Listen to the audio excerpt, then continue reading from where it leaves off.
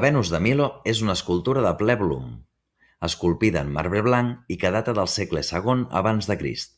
Pertany al període hel·lenístic de l'estatuària grega i, com és característic en aquesta època, no coneixem a l'autor, però sí la seva escola, l'escola d'Atenes. En la seva composició destaca l'estatisme que requereix la representació de l'harmonia i el dinamisme d'una escultura que pretén omplir l'espai i multiplicar els punts de vista. Com es pot observar, aquesta escultura beu de la influència de Praxíteles. Hi ha un triomf de la línia corba. L'autor es basa en la corba praxiteliana. Infereix una postura graciosa al mateix temps que és inestable, però que desenvolupa notablement la estereometria, és a dir, multiplicar els punts de vista des dels quals es pot observar l'obra.